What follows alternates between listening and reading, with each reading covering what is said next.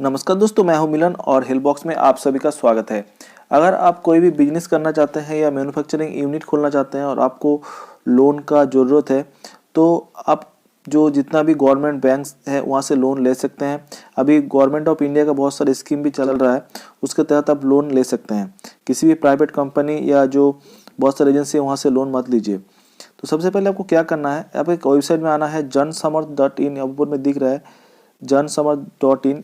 हम डिस्क्रिप्शन में लिंक डाल देंगे इसका। तो यहाँ पर आपको जाना है, उसके बाद ये इस तरह का पेज आपको ओपन हो जाएगा। यहाँ पर आपको 50,000 से 10 लाख तक लोन ले सकते हैं और इससे ज़्यादा भी आप लोन ले सकते हैं। तो इसके लिए आपको जो लोन का जो टर्म्स एंड कंडीशन है जो रहता है वो आपको फुलफिल करना है। जैसे कोई डिफॉल्टर नहीं होना है, आपको सब कुछ डॉक्यूमेंट्स आपके पास रहना चाहिए। उसके बाद जो भी मतलब होता है वो सब आपको होना चाहिए। उसके बाद आपको नीचे आपको चेक एलिजिबिलिटी पे आपको क्लिक करना है। तो यहाँ पर आपको एक जो मैन्युफैक्चरिंग यूनिट है उसमें आपको 35% तक सब्सिडी मिल सकता है।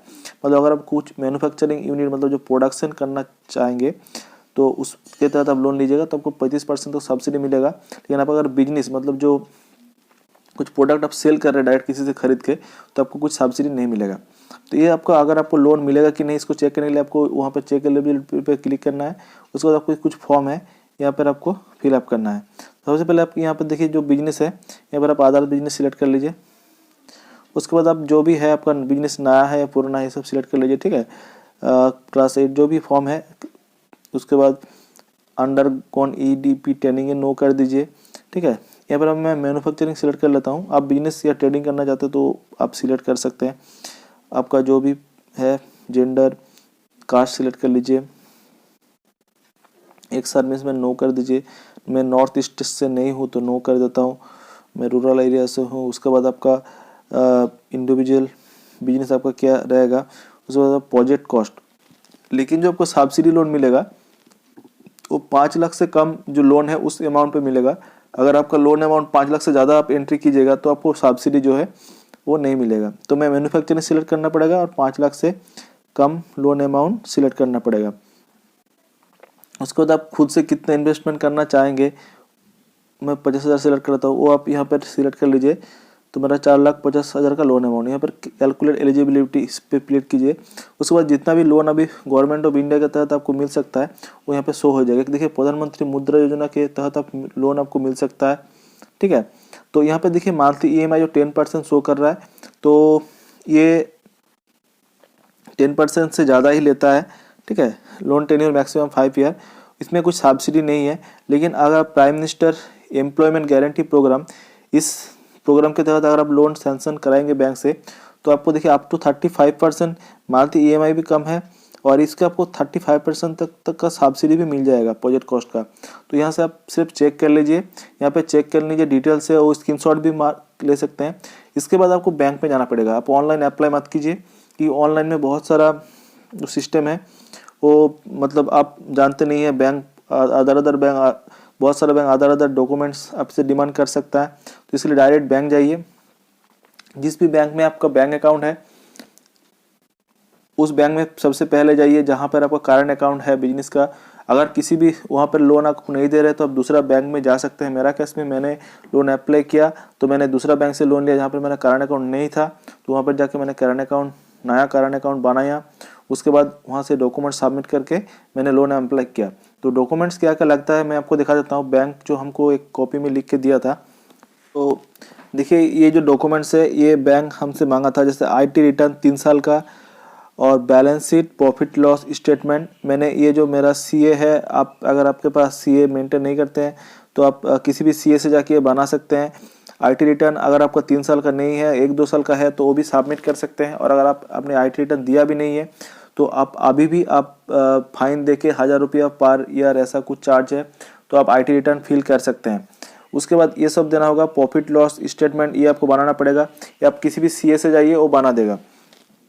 उसके बाद आपका है एस्टिमेटेड बैलेंस शीट, ठीक है, वो लगता है। प्रोजेक्टेड बैलेंस शीट ये लगता है।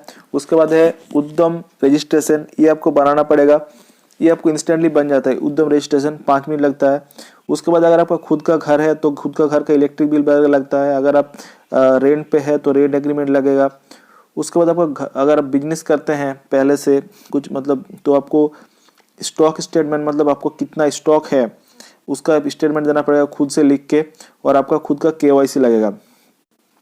ठीक है, उसके बाद आपका दुकान में या अगर आप किसी मैन्युफैक्चरिंग प्लान कर रहे हैं तो आपको 1-2 बार बैंक से वेरिफिकेशन आएगा।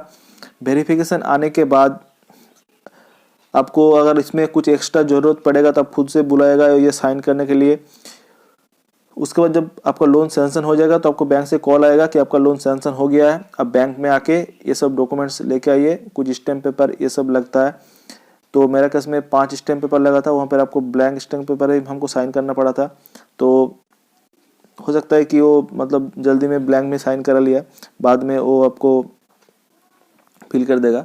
तो ये सब लगता है डॉक्यूमेंट्स, तो ये जाके आप सबमिट कर दीजिएगा तो आप आपका लोन जो है सैंक्शन हो जाएगा। तो मेरा केस में जो लोन सैंक्शन हुआ 6 लाख का लोन सैंक्शन हुआ है, और उसमें मैंने CC लोन कराया। हाँ, और एक बात मैंने आपको भूल गया था, अगर आप बिजनेस करते हैं तो CC लोन लीजिए। CC लोन में होता क्या है, आपको हर महीना EMI चुकता नहीं करना पड़ता है। आपका 6 लाख 10 लाख कितना भी लोन सैंक्शन हो रहा है, वो CC लोन में क्या होता है, आप जितना उस 6 लाख से यूज़ कीजिएगा, मतलब इस महीने आप अगर 2 लाख यूज़ कीजिएगा 2 लाख वहाँ से ले लीजिए, 2 लाख यूज़ कीजिए, 2 लाख का जो इंटरेस्ट हो रहा है वही आपको बैंक को देना पड़ता है, ना कि पूरा 6 लाख या 10 लाख जितना आपका लोन है। इसमें आपको मंथली EMI जो होता है EMI भी आपको भरना नहीं पड़ता है। इसमें इंटरेस्ट थोड़ा ज़्यादा रहता है, मेरे केस में 12.4% के आसपास कुछ इंटरेस्ट मतलब जो है इंटरेस्ट ले रहा है। लेकिन आप CC लोन का कोशिश कीजिएगा। लेकिन और मेरा जो केस लोन है वो मुद्रा जो स्कीम चल रहा है मुद्रा के तहत हुआ था, और मुद्रा CC लोन हुआ था। तो मैं आपको लोन जो है वो मैं दिखा भी सकता हूँ, मैं आपको दिखा रहा हूँ। ये देखिए, ये मेरा लोन है 6 लाख का लोन, अभी मैंने यूज़ नहीं किया इसको, तो आप यूज़ कीजिएगा। तो उसमें आपको जो इतना भी यूज़ कीजिएगा 6 लाख में CC लोन है उतना ही आपको देना पड़ेगा। तो इस प्रोसेस से आप लोन अप्लाई कर सकते हैं और लोन मिल सकता है। 1-2 बैंक में ट्राई कीजिए, अगर एक बैंक में नहीं दे रहा है दूसरा बैंक में जाइए, दूसरे बैंक में जाइए नहीं दे रहा है तीसरा बैंक में जाइए, लेकिन आपको लोन मिल जाएगा। लेकिन अगर आपका सिविल स्कोर या पुराना रिकॉर्ड जैसे आप कोई भी डिफ़ॉल्टर नहीं है तो आपको लोन जरूर मिल जाएगा 100%। तो इस वीडियो में अगर आपको कुछ सीखने को मिला है तो प्लीज़ हमारे चैनल को सब्सक्राइब कर लीजिए, वीडियो को लाइक कीजिए और ज़्यादा से ज़्यादा शेयर कीजिए। Thanks for watching this video.